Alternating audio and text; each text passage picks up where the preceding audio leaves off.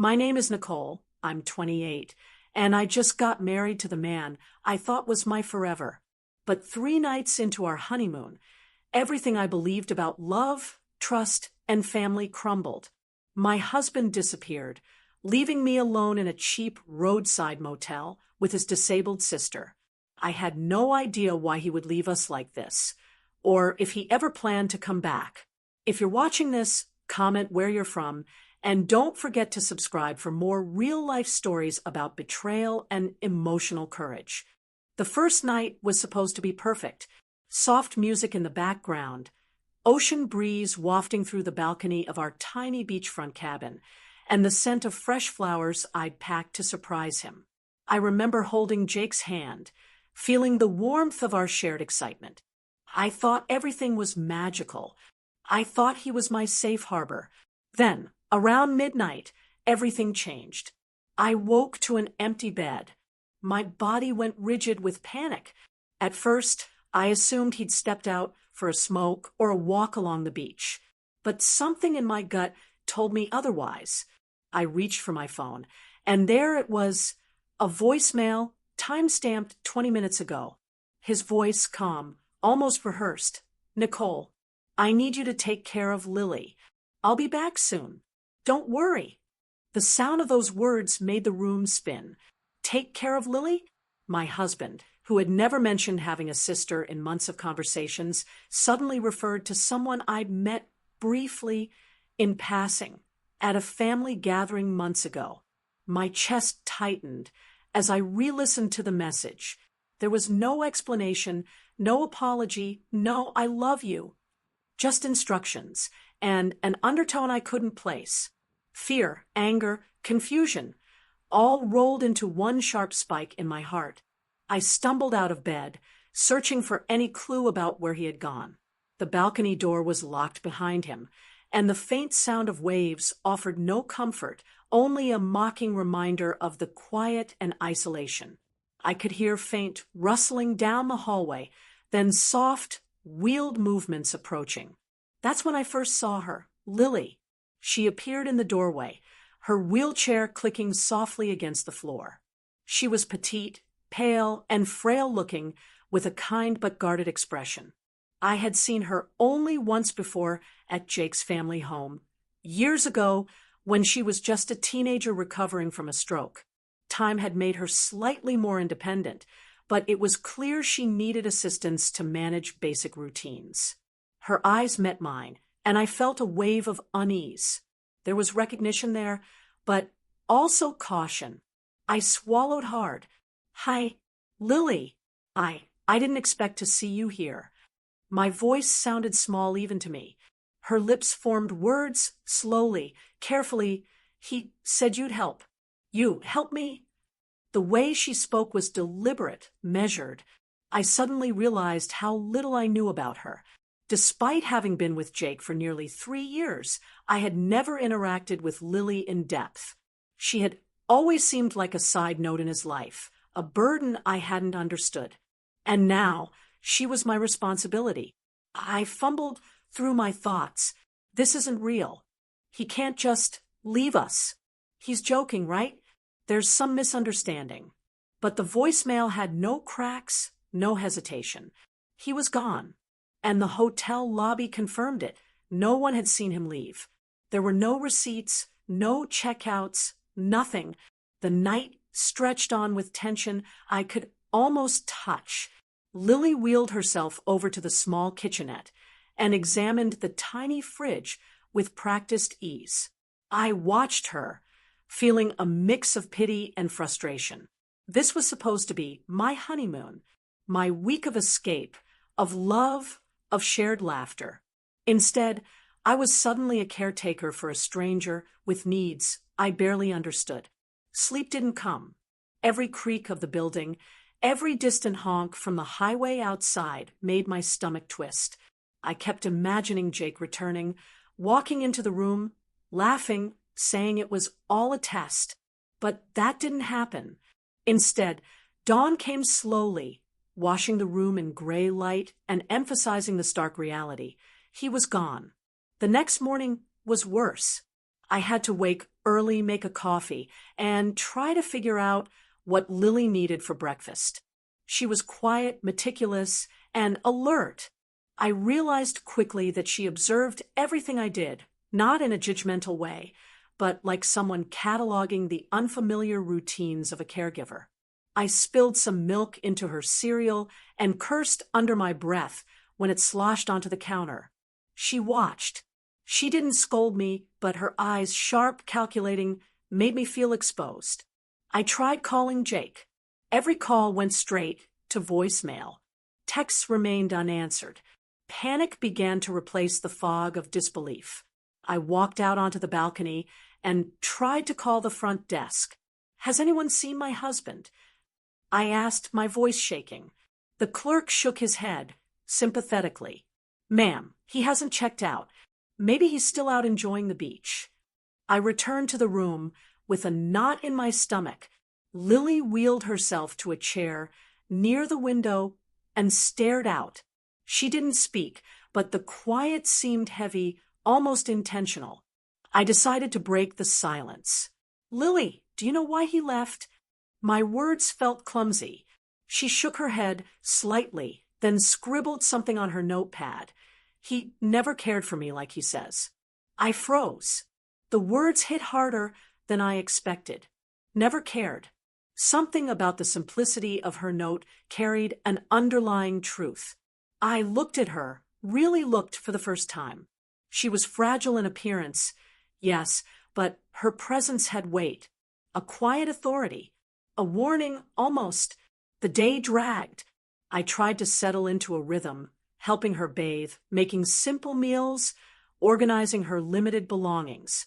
Every action reminded me that this was a honeymoon, but without the honeymoon, I couldn't relax. Every corner of the motel room seemed to whisper betrayal. I caught myself scanning the hallway for a return, imagining Jake stepping in with an explanation that never came.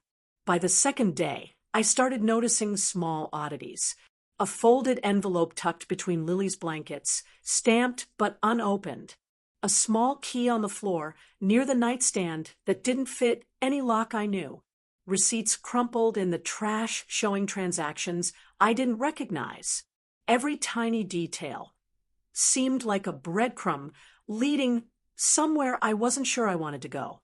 Even as my frustration grew, a strange alliance started to form. Lily and I, strangers hours ago, began moving together through the day. We coordinated meals, errands, and little moments of care. She learned my rhythms. I learned hers.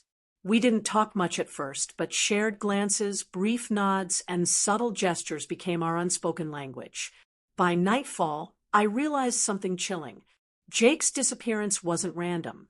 He had left us together intentionally. Why? And for how long? Sleep was impossible again. I lay in bed, listening to the faint clicks of Lily's wheelchair as she moved across the room, imagining the months or weeks this might continue. A sinking feeling settled in my chest. I had married a man I thought I knew. Now, every familiar memory of him felt like a lie. Midnight brought a knock at the door. My heart leapt. Relief, then fear. Could it be him or someone else? I opened cautiously. No one was there, just the wind, and a folded note slid under the door. I picked it up, hands trembling, written in Jake's neat handwriting. "Do exactly as I said. I'll be back soon." The words had no warmth, no comfort, only authority. The coldness of his tone, even in writing, was unbearable. I turned to Lily, whose eyes reflected quiet defiance. She didn't need to speak. We understood something together in that moment. We were on our own. Breakfast the next morning was silent but purposeful. We moved with intention, coordinating small tasks as though rehearsing for a performance. Lily showed me how to handle her medications, where she kept her notebooks, and how she preferred meals prepared. Her patience contrasted with my frustration, teaching me to slow down, observe, and adapt. Even with this tiny routine, I noticed a pattern in her expressions, quick, knowing glances at certain drawers, keys, or envelopes I hadn't yet understood. Something told me Lily had secrets. Secrets that were dangerous to overlook. By the end of the week, I was exhausted, physically and emotionally, but strangely alert. Every step, every glance, every small incident, the missing envelope, the tiny key, the receipts became part of a puzzle I needed to solve. Jake's absence had thrust me into a reality I wasn't prepared for. Yet, with Lily, I felt a shift. Fear was slowly transforming into determination.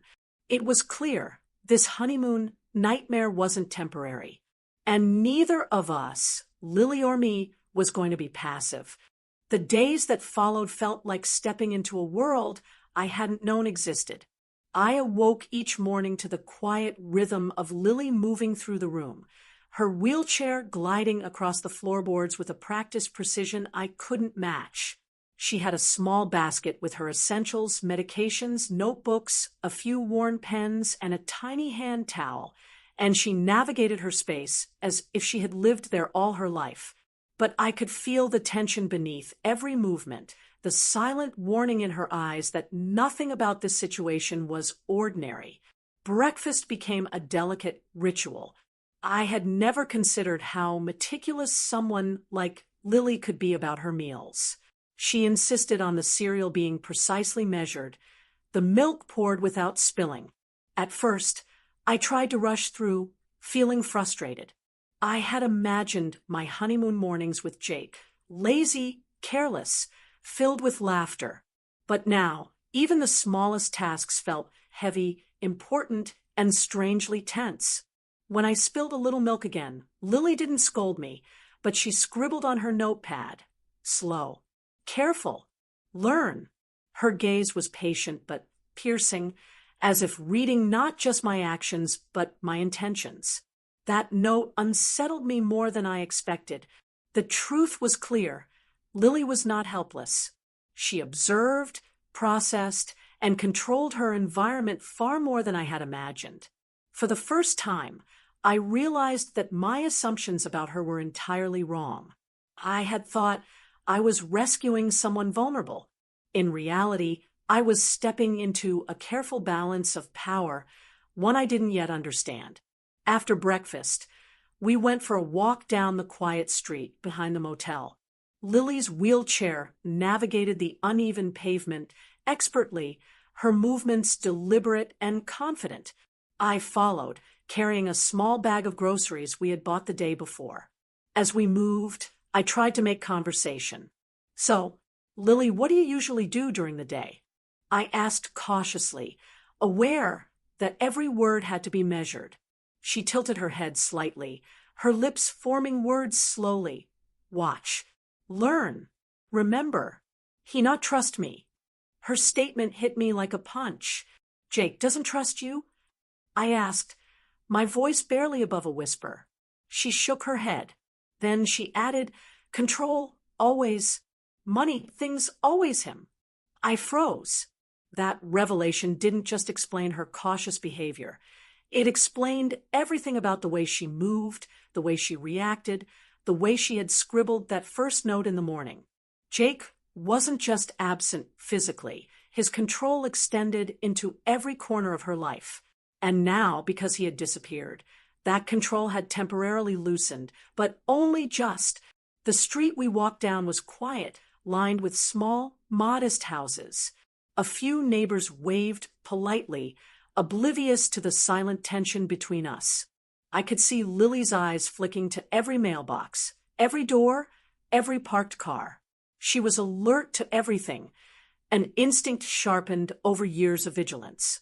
I realized she had lived this way for so long, observing, calculating, surviving, that any small shift in her environment could set off alarms I couldn't even anticipate. Returning to the motel room, I decided to sort through some of the old paperwork Jake had left behind. There were bills, medical forms, and a few letters I hadn't noticed before. As I shuffled through them, a receipt caught my eye, an unusually large sum withdrawn from Lily's bank account last month. My heart raced.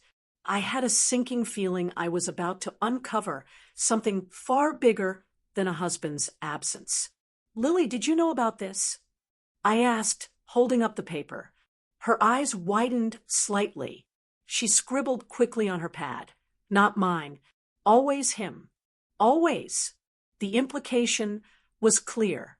Jake had been managing her finances, possibly exploiting them, for months, maybe years. The betrayal was staggering, yet it wasn't the dramatic, cinematic betrayal you see in movies. It was quiet, subtle, and insidious.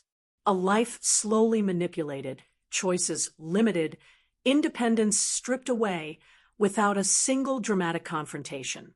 I felt a strange mix of anger and determination.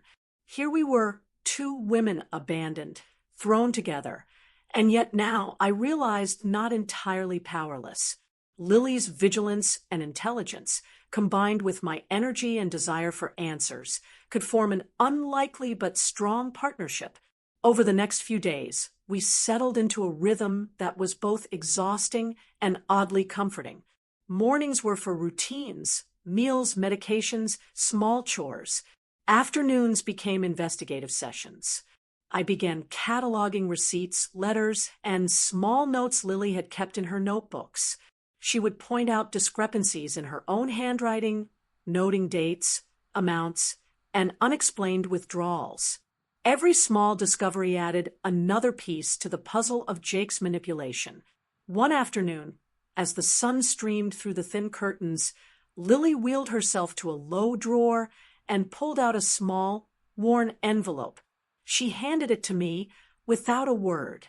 Inside were photographs, Polaroids of Jake meeting with financial advisors, signing papers, and discussing things with a level of seriousness that felt almost clinical.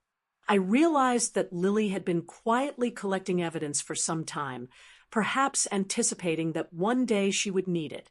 I felt a mixture of awe and guilt. Here I had thought I was taking charge, rescuing her in some way, but she had already been planning, documenting, surviving. My role was becoming more about cooperation than control, more about learning than leading. Evenings were the hardest.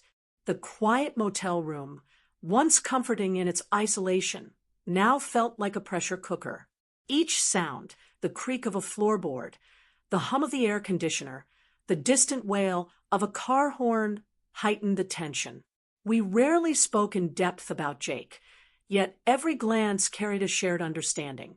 He had underestimated both of us. One night, I accidentally knocked over a small box of her notebooks. Papers scattered across the floor. I knelt to pick them up, my hands shaking slightly. Lily watched silently, then spoke in her measured, deliberate tone. Learn. Careful. Every detail matters. Her words felt like a challenge and an invitation at once. I realized that this wasn't just about surviving her brother's absence. It was about preparing ourselves for a future where we might need to act. A few days later, I noticed something unusual about Lily's behavior. She began leaving small notes in places I wouldn't expect, inside my purse, under the breakfast tray, tucked in the pages of a notebook. Each note contained small, practical advice, reminders about bills, suggestions for approaching motel staff, hints about patterns she had noticed in Jake's behavior. The subtlety of it made me realize that she was training me in a way to navigate the world she had been navigating alone for years. We began sharing stories, slowly opening up to one another in ways that felt both tentative and necessary. Lily recounted small fragments of her childhood, moments of isolation, and experiences where Jake had controlled aspects of her life. She never spoke with bitterness, just a matter-of-fact recounting of events that had shaped her into the person she was. I listened, fascinated and horrified, realizing how little I had truly known about him and how deeply these hidden truths affected both of us. In turn, I shared my perspective, not about Jake's manipulation, but about the betrayal I felt in being abandoned. I spoke about the honeymoon I had imagined, the life I had envisioned, and the sudden collapse of those dreams. Lily listened, her eyes calm but attentive, occasionally jotting down a note or offering a quiet nod of understanding. Our conversations became our lifeline, threads of connection weaving a fragile but growing alliance. One evening, as we sat on the balcony with the sun sinking behind the distant hills, Lily spoke words that stopped me cold. He thinks we weak. He never see we strong. Strength. The word lingered in the air, heavy with promise. She wasn't just a survivor. She was a strategist. And now, for the first time, I felt a spark of something dangerous and exhilarating, the realization that together we might actually have power over the man who thought he controlled everything. The motel room, once a cage, began to feel like a classroom of sorts. Every small incident, misplaced receipts, overlooked letters, casual interactions with the staff, became lessons in observation and patience. I noticed patterns in how Jake managed things even in his absence, and Lily's insights helped me see the bigger picture. Her vigilance was uncanny. She anticipated potential problems, and her calm decisiveness forced me to slow down, consider my actions, and plan. One day, while organizing her medication cabinet, I noticed a small envelope taped to the back. Inside were documents I hadn't expected, legal forms, power of attorney papers, and correspondence with financial institutions. Lily wheeled closer, pointing at each document, explaining in her slow, deliberate way what it meant. My stomach turned. Jake hadn't just abandoned us. He had structured this entire situation to maintain control, even in his absence. I felt anger, yes, but also a growing admiration for Lily. She had survived his manipulations for years, quietly observing, documenting, and planning. And now, she was teaching me the skills I would need to navigate the aftermath of his disappearance. By the end of the second week, a subtle transformation had occurred. The fear and helplessness I initially felt had begun to give way to focus and determination. Lily and I had created a delicate partnership, a shared rhythm of observation, care, and strategy. Every action, every word, every glance contributed to a growing understanding. We were no longer victims. We were participants, and soon we would become something more. By the end of the second week, Lily and I had developed a rhythm, a fragile balance between care, observation, and cautious cooperation. But the more we settled into our routines, the more I realized that the surface calm of the motel room was deceptive. Every drawer, every envelope, every notebook Lily had carefully preserved hinted at a hidden web of manipulation and control that Jake had woven over the years. It was time for us to dig deeper. One morning, after Lily had arranged her medications and I had tidied the kitchenette, I noticed a small, almost hidden compartment at the back of her wheelchair. It was a thin leather pouch, secured with a tiny zipper. Lily didn't even need to tell me to check it. Her expression was calm but insistent, her eyes urging me to open it. Inside were more documents than I could have imagined: financial statements, notarized letters, even copies of utility bills she had kept meticulously over the years. Each paper painted a picture of a life controlled, restricted, and carefully manipulated by Jake. I sat cross-legged on the floor, leafing through the documents, my hands trembling slightly. There were withdrawals that didn't match her expenses, signatures that weren't hers, and contracts that gave him authority over decisions she should have made herself. My stomach twisted as I realized the scale of the deception. Jake hadn't just left us on a whim. He had engineered this situation to keep control, even in his absence. "Nicole," Lily's voice was soft but firm. She wheeled closer and tapped the papers with her fingers. "Everything he took, thought, keep control." I nodded, swallowing hard. He never imagined we'd figure it out. Did he? She shook her head slowly. "No, never. Not me. Not you." The weight of her words settled over me like a heavy blanket. It wasn't just betrayal.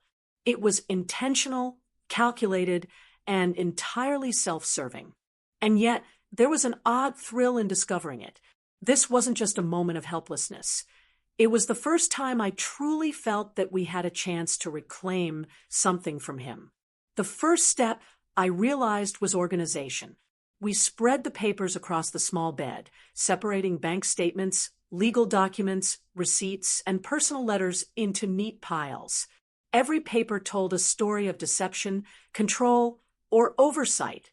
The meticulous order Lily demanded wasn't just about neatness. It was about strategy. She had spent years understanding every detail of her life and how he had manipulated it, and now she was teaching me to do the same.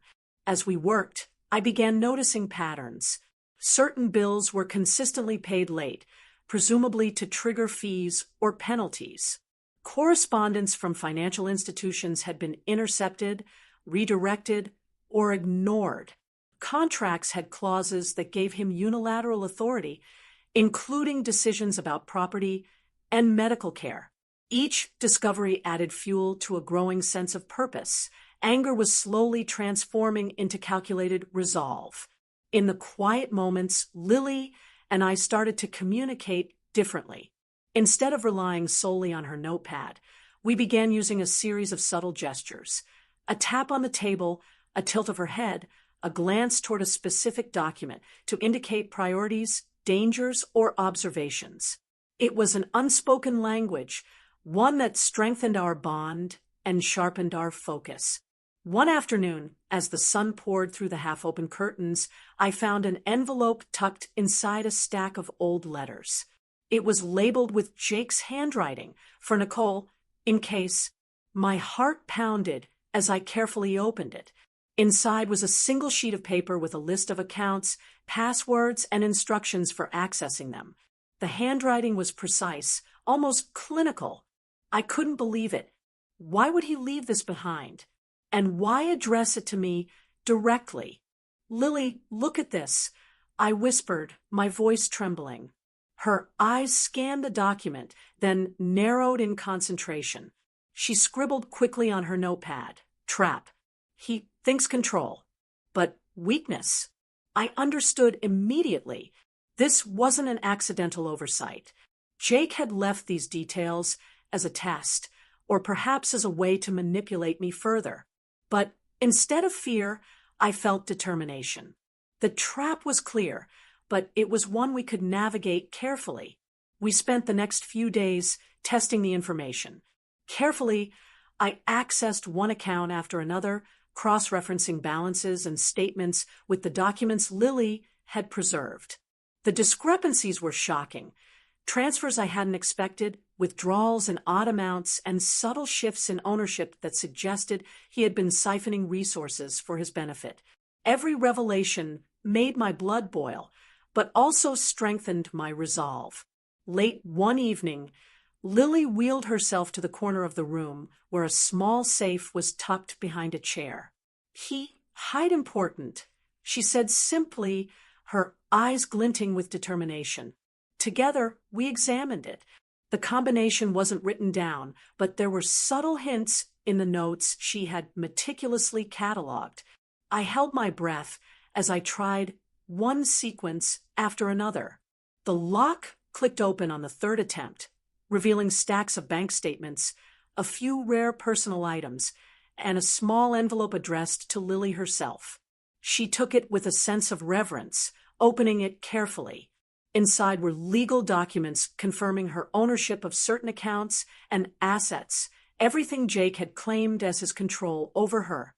It was a revelation. He had assumed that she was powerless, but in reality, all the leverage was hers if she could claim it. I watched Lily's expression change as she read the documents. There was relief, yes, but also a spark of something I hadn't seen before, quiet determination. She turned to me and, in her slow, deliberate way, said, "We plan. Now must act."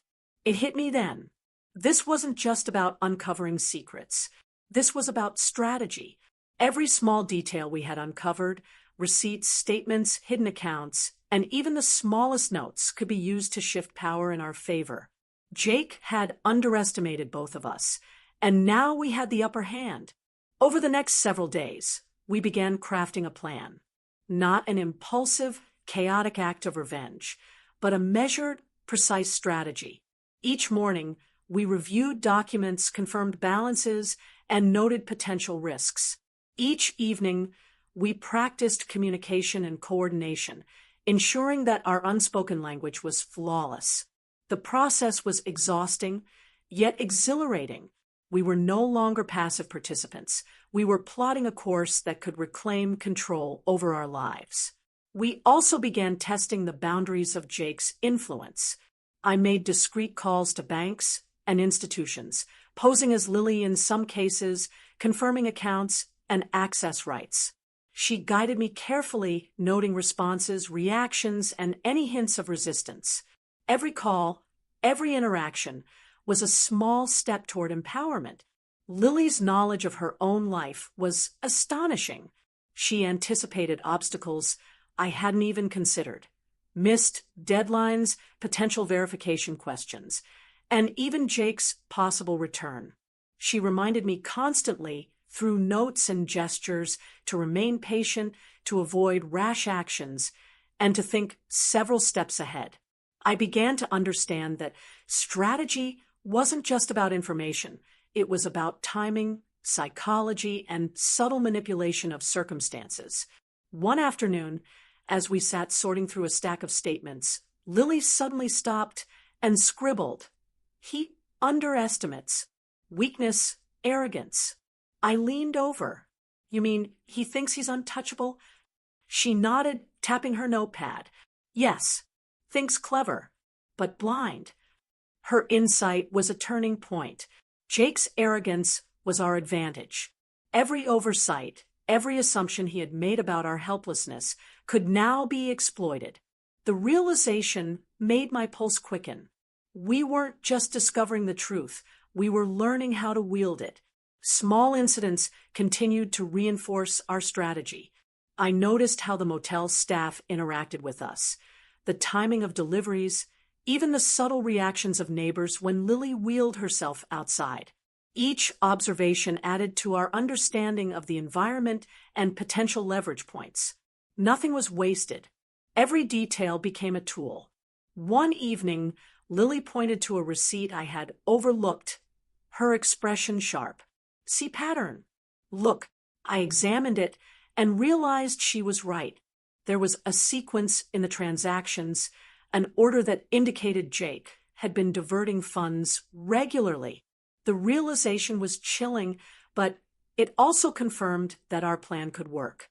By following the pattern, we could predict his next moves, block his manipulations, and secure control. By the end of the third week, our alliance had evolved into a seamless partnership. We anticipated each other's needs, communicated silently, and moved with a quiet confidence that surprised even me. The fear that had dominated our first days had transformed into strategic clarity. Every discovery, every small document, every subtle observation had brought us closer to a point where we could act decisively. The motel room, once a cage of fear and uncertainty, now felt like a war room, a place where patience, intelligence, and vigilance could yield tangible results. Lily's strength, combined with my persistence and energy, created a dynamic neither of us had imagined possible. And all the while the silent understanding between us grew, we were no longer victims. We were strategists poised to reclaim what had been Denny. By the fourth week, Lily and I had developed a rhythm that was almost instinctual.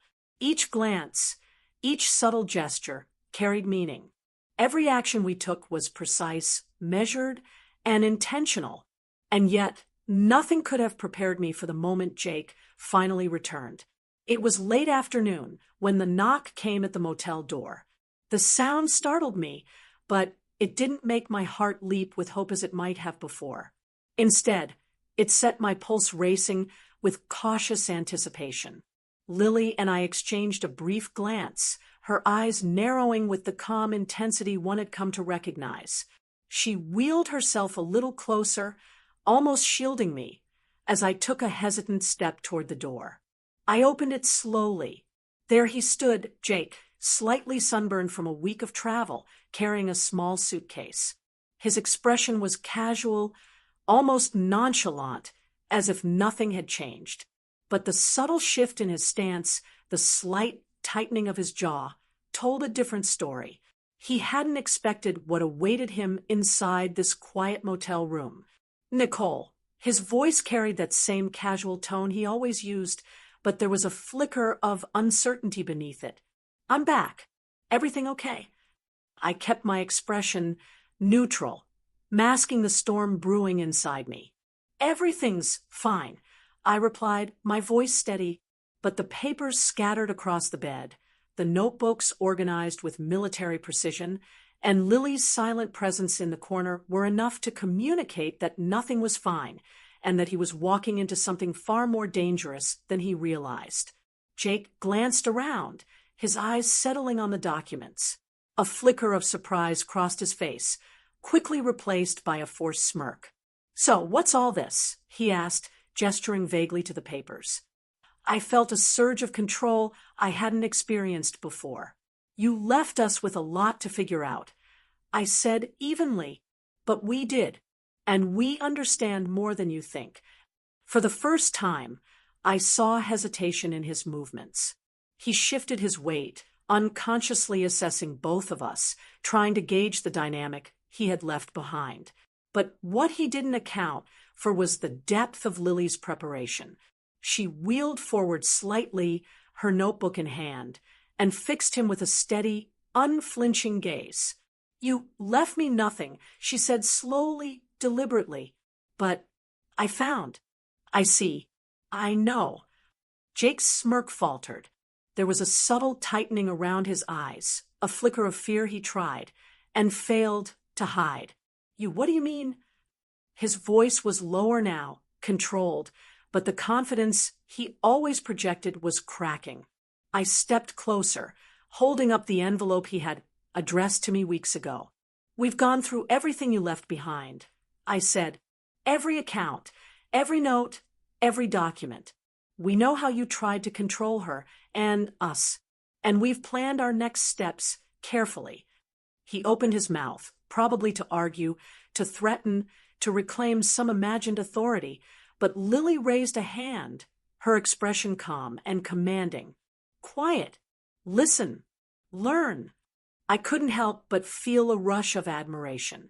She had been through years of subtle manipulation, and yet she radiated strength now. Strength I hadn't realized was possible until I had witnessed it firsthand. And together, we were a force he hadn't anticipated. The confrontation escalated quickly, but in an understated way.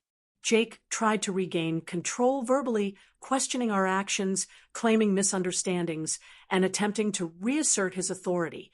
I calmly countered each point with evidence we had gathered, bank statements, notarized documents, receipts, and letters he had never anticipated us analyzing. Each detail chipped away at the illusion of power he thought he had. Lily, in her quiet, deliberate way, guided the pace. Every note she scribbled, every subtle gesture she made, reinforced the facts we had compiled. The air in the room was electric with tension. Jake's posture grew more rigid, his casual demeanor dissolving into a tense calculation. He realized slowly and painfully that we weren't intimidated, that his absence had not weakened us. It had strengthened our resolve. At one point, Jake moved toward the bed, gesturing toward the documents, trying to grab a few papers in a vain attempt to assert dominance. I blocked his reach, my hands firm but calm. Those belong to Lily, I said, and she's not letting you take them. Not anymore. He paused, and for a brief moment I saw something in his eyes I had never seen before, realization. Not just fear, but the dawning understanding that he had misjudged both of us completely. Jake tried another tactic, Emotional manipulation. He attempted to evoke pity, to remind us of shared history, of obligations, of love supposedly lost in his absence. But it fell flat.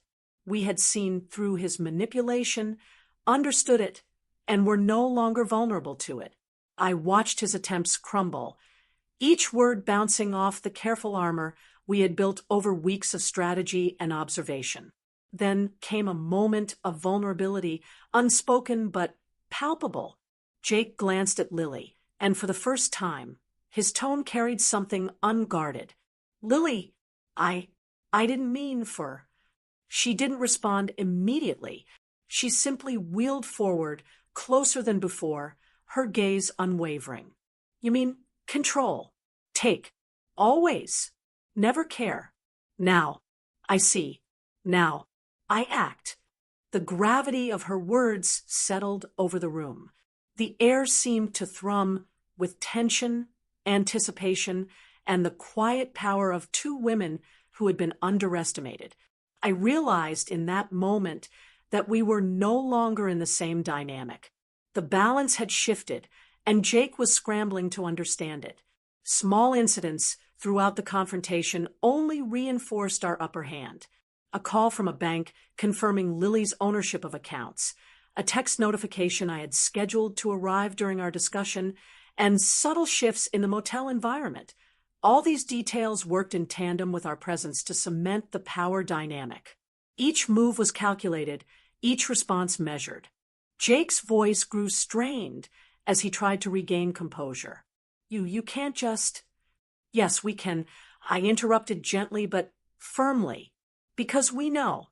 We've prepared. And we're not afraid." He swallowed hard.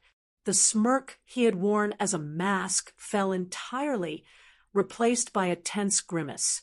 He finally realized that our preparation, our strategy, and our bond had created a situation he could not control. Every lie he had relied on, every subtle manipulation, had been neutralized. The confrontation reached its peak when Lily presented the legal documents proving her rights to all accounts and assets Jake had tried to monopolize. She placed them carefully on the bed, her movements deliberate, almost ceremonial. "Everything yours is mine." Now, Jake looked from the papers to Lily, then to me, and for the first time, I saw true fear. He had always underestimated her, underestimated me, underestimated the quiet power of preparation and strategy. And now, with every argument exhausted and every tactic dismantled, he understood that the game was over. There was silence for a long moment, punctuated only by the faint hum of the air conditioner. I could feel Lily's presence beside me, steady, calm, powerful. I realized that this confrontation wasn't just about money or control. It was about reclaiming dignity, power, and autonomy that had been denied for years. Jake finally spoke, his voice low and defeated. I see. You've done well." I didn't respond. Words weren't necessary. The truth was clear, we had won. Not through shouting, not through anger, not through chaos, but through preparation, strategy, and the quiet strength we had cultivated together. Small, almost mundane moments punctuated the resolution. Jake attempted to leave, but every move was checked by the facts we had meticulously gathered. Each step he took was calculated, each hesitation revealing the shifting power dynamic. Lily guided me, silently, as we ensured that he left the motel without access to anything he had previously claimed.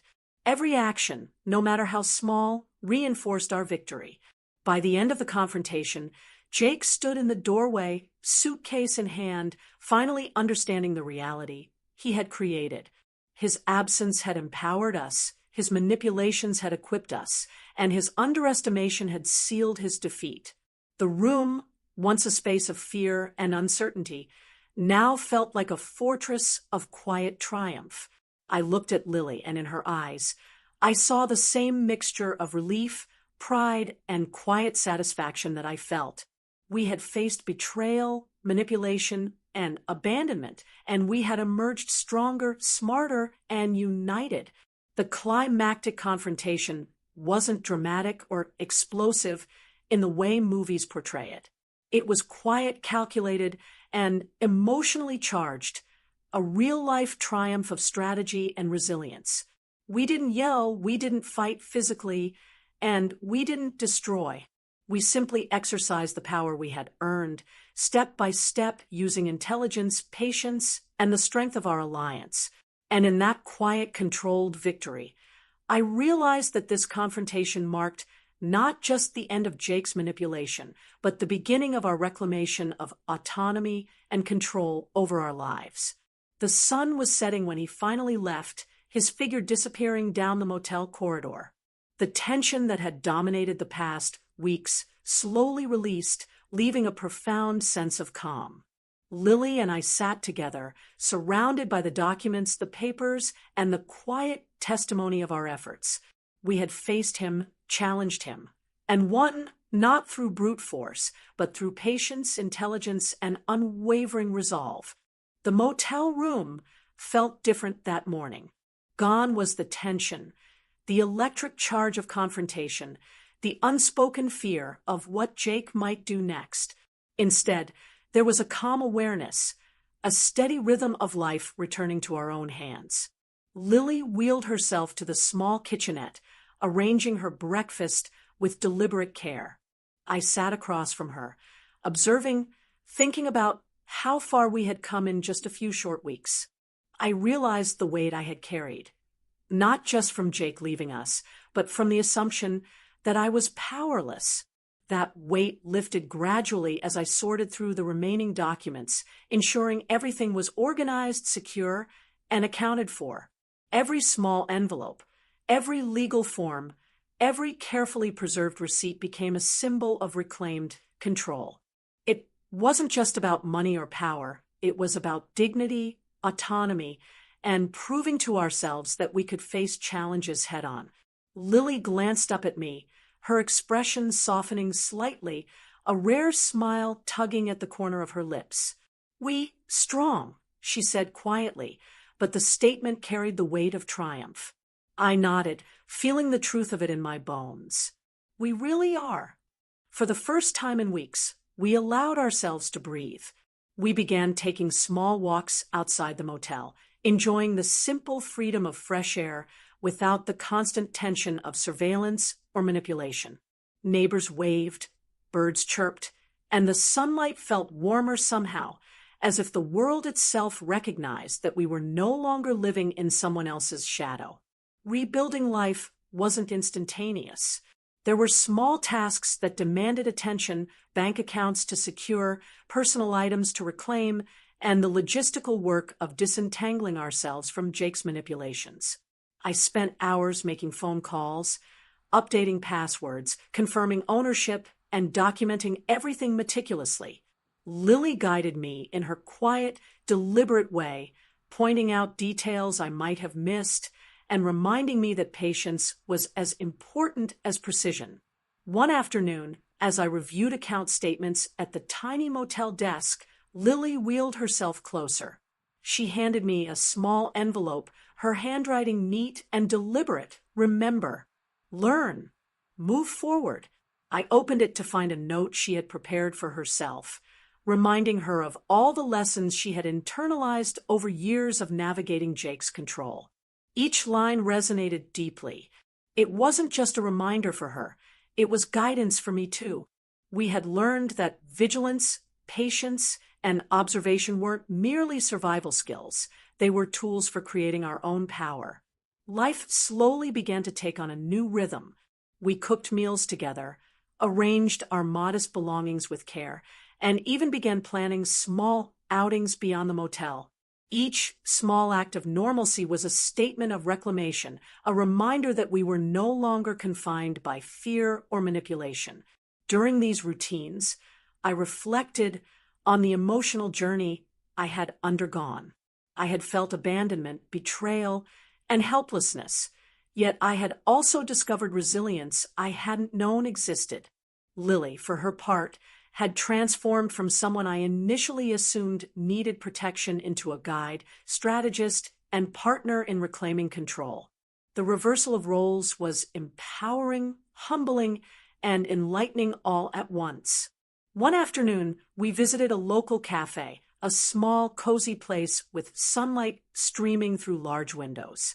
As we sipped coffee and shared a quiet laugh over something trivial, a spilled sugar packet, a mischievous bird outside the window, I felt a sense of normalcy returning. It was ordinary, yes, but that ordinariness was a luxury we had been denied for so long. Each small moment was proof that we were reclaiming not just control, but life itself. Yet, even amid these simple pleasures, we remained cautious. Jake had been forced out, yes, but the lessons he left behind were a stark reminder that vigilance was necessary.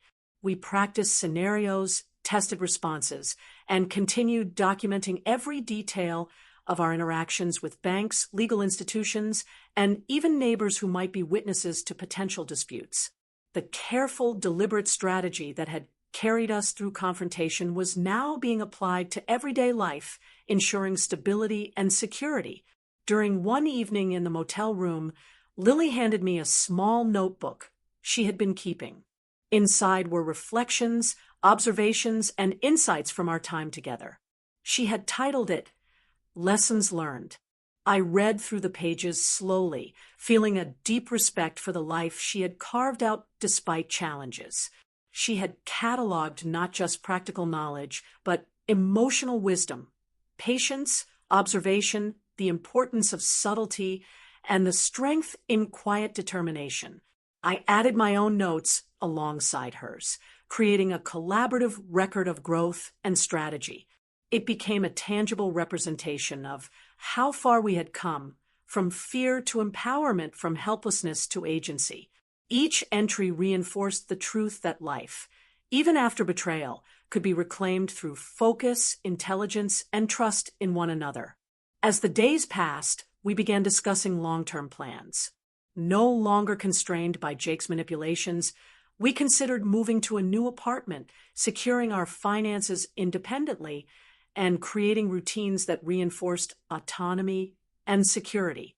Each discussion, though practical, carried the undertone of liberation, the joy of making choices without fear or oversight. One morning, a small victory presented itself unexpectedly. A bank we had been working with called to confirm the transfer of accounts fully into Lily's control. I could hear the relief in her voice as she processed the news, the slight tremor of satisfaction that comes from finally reclaiming something that was once withheld. We celebrated quietly, no fanfare needed, just the satisfaction of a system righted, of power restored where it belonged. Even in these moments of progress, subtle challenges arose. Jake attempted to contact us through indirect channels, sending messages that tested our composure and patience. But each time, we responded deliberately, calmly, and with evidence in hand. We were no longer reacting out of fear or confusion. We were in control of the narrative, the facts, and our emotions. A particularly meaningful day arrived when Lily and I took a long walk along a nearby trail, the forest canopy filtering golden sunlight over us. We spoke freely about the past, sharing insights and reflections that went beyond strategy or logistics. She expressed the depth of her relief at finally reclaiming control, and I shared the sense of empowerment I had gained through our alliance. For the first time, we allowed ourselves to acknowledge the emotional healing that had begun to take place. In that moment, I realized the most important lesson of all. Power isn't about dominance or revenge. It's about agency, self-respect, and resilience. We had learned to navigate betrayal, uncover hidden truths, and execute strategy, but we had also learned to trust, to collaborate, and to rebuild life in a way that was authentic and meaningful. Over the next few weeks, we implemented routines to reinforce independence. I handled personal finances, Lily managed her accounts, and together we maintained meticulous records of everything. We visited local stores, reconnected with neighbors, and began building a small community around ourselves, a network of support that reinforced stability and normalcy. Even simple acts carried emotional weight. I remember baking cookies one afternoon, the smell filling the modest kitchenette, and watching Lily smile as she carefully arranged them on a plate. The ordinary tasks, preparing meals, watering plants, organizing books, had become celebrations of autonomy, proof that we were reclaiming life on our own terms. We also reflected on emotional lessons.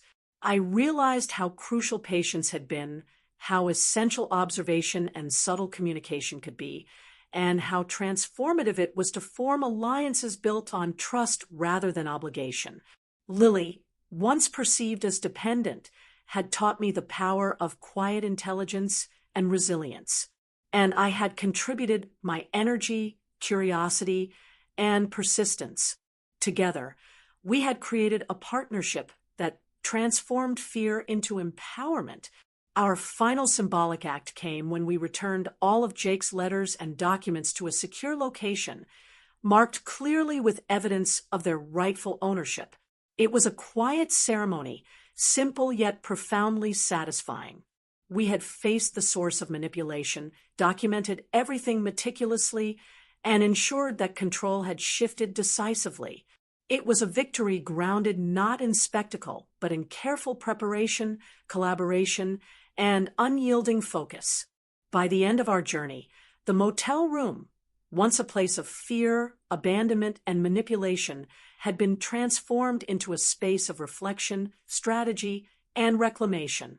We had faced betrayal, uncovered hidden truths, executed a carefully calculated confrontation, and emerged with autonomy and empowerment intact. Lily turned to me one evening as the sun dipped below the horizon. "Nicole, we survive. Strong. Learn. Move forward." I nodded, feeling the full weight of her words. Yes, we survived, and we're stronger because of it, not just together, but in ourselves. The sense of closure was not sudden or dramatic. It was quiet, deliberate, and deeply satisfying. We had learned that betrayal, abandonment, and manipulation were not the end. With observation, patience, strategic thinking, and alliance, life could be reclaimed. Every small act, every careful decision, every moment of collaboration had brought us to this point. In the weeks that followed, our lives took on a steady, independent rhythm. I began documenting the lessons we had learned, writing down strategies, observations, and emotional reflections. Lily continued her meticulous record-keeping, ensuring that the knowledge we had gained was preserved, not just for ourselves, but for any future challenges. We celebrated milestones, quietly appreciating the ordinary beauty of life: morning coffee, walks in the sun, and the simple satisfaction of making choices without fear. By reclaiming our lives, we had also reclaimed our emotional agency. We had transformed betrayal into insight, fear into strategy, and vulnerability into strength. And perhaps most importantly, we had discovered that resilience, intelligence, and collaboration could overcome even the most calculated attempts at control. Even now, as I sit here reflecting on everything that happened, I can't help but marvel at the journey Lily and I have been through. What started as what I thought would be a dream honeymoon, a time of love, laughter, and intimacy, turned into one of the most challenging, frightening, and transformative experiences of my life. Being left alone, unexpectedly, with Jake's sister, someone I initially assumed needed my care, forced me to confront not only his betrayal, but also my own assumptions about strength, independence, and trust. It was a humbling lesson in perception. I learned that true resilience doesn't always announce itself with dramatic gestures. Sometimes it's quiet, meticulous, and observant, growing steadily beneath the surface until circumstances demand its presence. Lily taught me this: her quiet determination, her attention to every detail, her ability to survive years of subtle manipulation and control. These were the qualities that guided us through the storm. In a way, I was the student and she was my teacher, showing me that strength comes in many forms, not all visible at first glance. We reclaimed more than just control over our finances or freedom from Jake's manipulations. We reclaimed our sense of self, our dignity, and our confidence in navigating the world independently. Every step we took, from organizing documents to quietly strategizing our next move, was a testament to patience, collaboration, and calculated courage. The lessons we learned aren't just about revenge or proving someone wrong. They're about awareness, preparation, and trust in your own instincts. I learned to observe without judgment, to communicate without over-explaining, and to act without hesitation when the right moment arrived. Most importantly, I learned that alliances built on mutual respect and shared intelligence can achieve things that brute force or confrontation never could. Lily and I became partners in the truest sense, supporting one another emotionally, strategically, and practically. Our bond was forged not in comfort, but in challenge, and that made it unshakable. Looking back, I realized that betrayal, abandonment, and unexpected responsibility can feel devastating, even insurmountable. But if you approach them with patience, clarity, and a willingness to learn, they can transform into opportunities for growth, empowerment, and self-discovery. What we endured was harsh, yes, and unfair, but it forced us to recognize our own strength and resourcefulness. It taught me that life doesn't always follow the story you imagine, but that you have the power to shape the story once you confront reality honestly and act decisively. Today, as I continue to build a life free from fear and control, I carry with me the lessons of those weeks. Trust in your own mind, respect your partner's strengths, and never underestimate the quiet power of patience and observation. In the end, surviving isn't just about enduring. It's about reclaiming, learning, and moving forward with clarity, courage, and unshakable confidence. And that's exactly what Lily and I did. We survived, we grew, and we reclaimed every part of our lives that was ever taken from us.